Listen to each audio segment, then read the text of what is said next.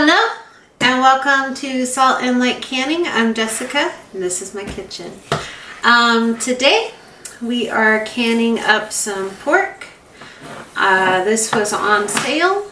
We don't eat a ton of pork, but I mean you can't turn down less than $1 a pound, right? So we're going to get it all cut up and seasoned and put in jars, because we have family in for the holidays and nothing makes life easier than having meat already cooked in the jar, just ready to go in a dish. So here we go. We're cutting our meat in 1 to 2 inch sections.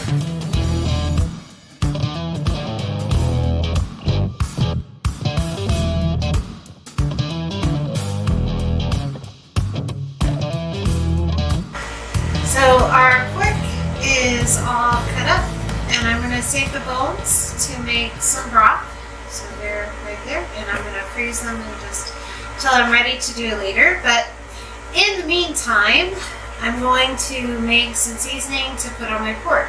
Now, you can just take the pork and put it in a jar, and you don't even have to add liquid. You can just do pork in the jar and pressure can it, and that's great. Okay. For us, I've found that it's easier for me and better for me if I season things and just have them ready to go. So I will probably use this as like shredded pork sandwiches or pulled pork sandwiches or tacos or something like that. So I'm going to add some seasoning so that way when I take it out of the jar to use it, it's more ready to go. So I'm going to mix up a seasoning blend real quick, and we'll sprinkle it and get it all mixed up and ready to go in the jar. So I'm using canning salt because I'm canning, granulated onions, granulated garlic, and this is like a no salt seasoning, and some paprika. This is just regular sweet paprika. You could probably use smoked paprika also, and that would be good. And then, personally, and you can make a face if you want to make a face. For pork, I like just a little bit of cinnamon. And I know, you just made a face. That's okay. So we're going to do a little bit of cinnamon for our pork. I'm going to get this mixed up.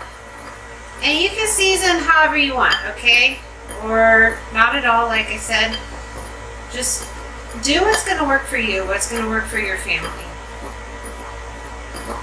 Now, we've tried several things canning meat over the years, and we're just finding what works for us.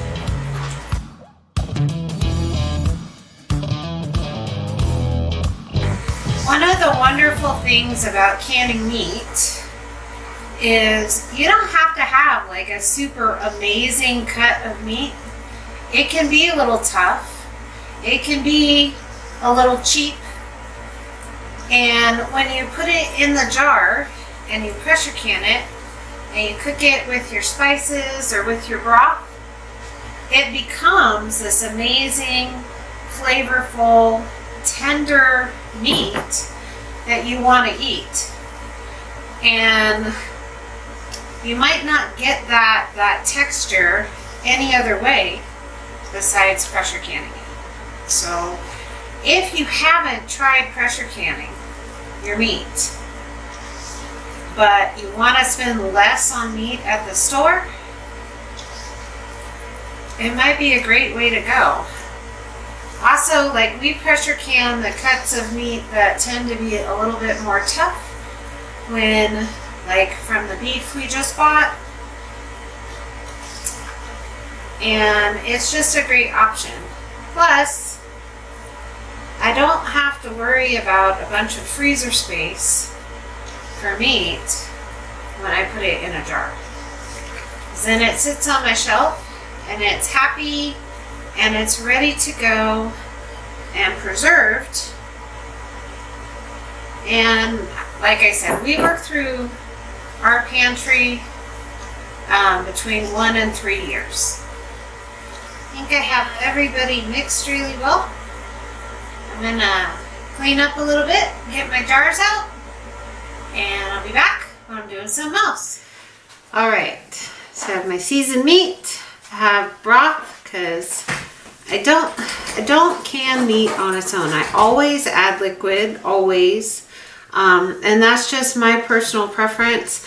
I know that that's not strictly speaking how you're supposed to do it, but I can tell you from experience that I will not eat meat when the liquid from the meat's down here and the meat's up here and it gets all discolored, and I just won't eat it. I know it's fine.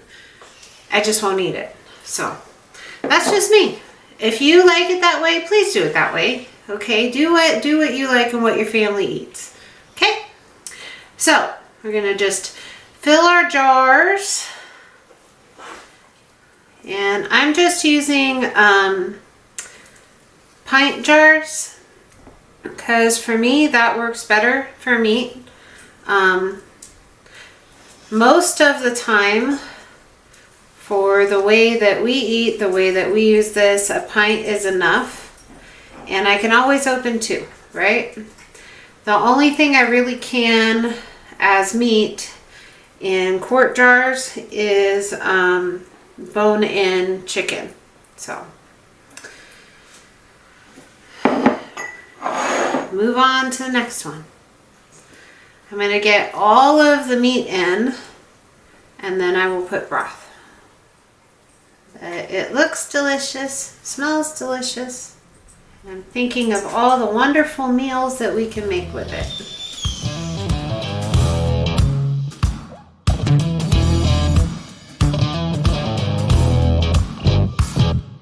So I have all of my seasoned pork in the jars, and now I'm just going to add some chicken broth. And this is just broth that I made, but you can use whatever. Like, you could use broth from the store.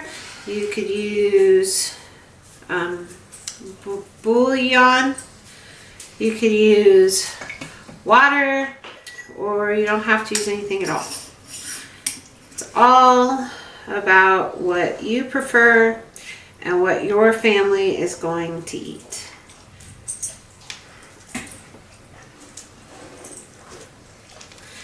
Just debubble really well, get the liquid down around everybody. Then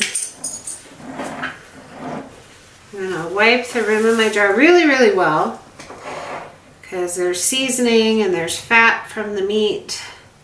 And I want to make sure that it's nice and clean so it'll seal.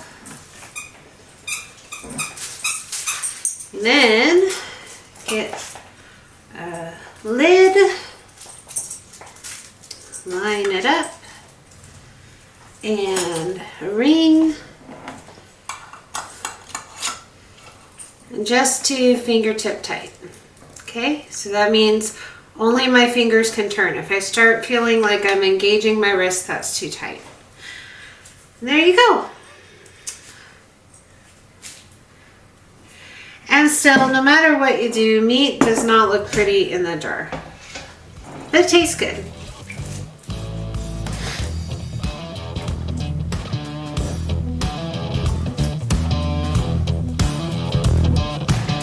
I'm just gonna keep filling jars. I'll be back when I'm putting them in the can.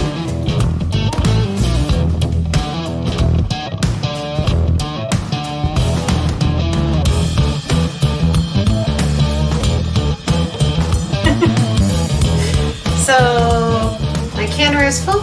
I have 16 wide mouth pints in here, and I cannot fit any more. So I have one jar left.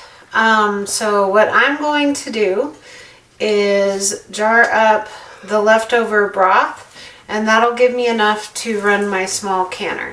However, if you really did just have one jar, and like my canner, I can't, it won't reach pressure and do what it's supposed to do with only one jar. There's like limits.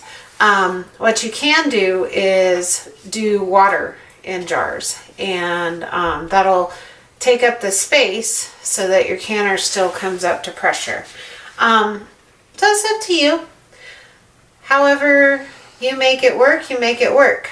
So right now I have these 16 right here. The water in my canner is cold because my meat and my broth and everything was cold. So that's typically the rule. If your product is hot, then you need to have hot water in your canner. If your product is cold, then you need to have cold water in your canner, because you just don't want to shock your jars and cause them to break. So we're going to turn on the heat and bring this up to temperature. Put my lid on.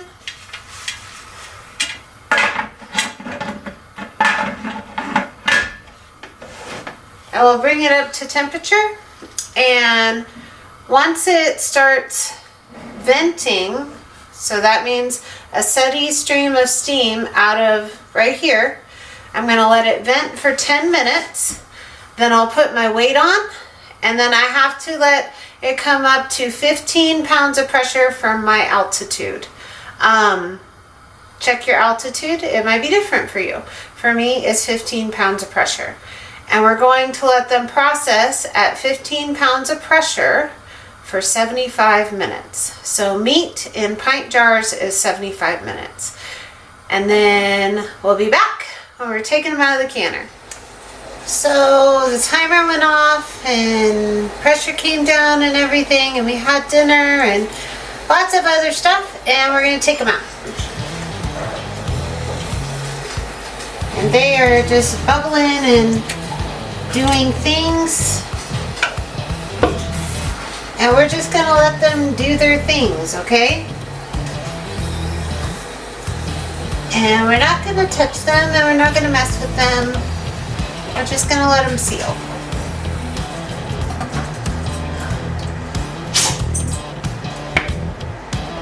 Well, these are going to sit here on my counter overnight, and tomorrow I'll come in and take all the rings off and give them a bath and label them and put them in the pantry. And they can sit there until we use them, and it's going to be amazing. I hope this blessed you. Hope it inspired you. Don't be afraid to try.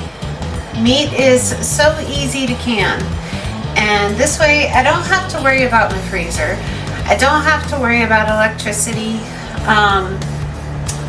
When we had a power outage a couple years ago for several days, having meat canned and ready to go on the shelf made it so that I could make meals for my family. So give it a try. It's worth it. Be so blessed. Know that you're loved, and be a blessing to someone else. We'll see you in the next video.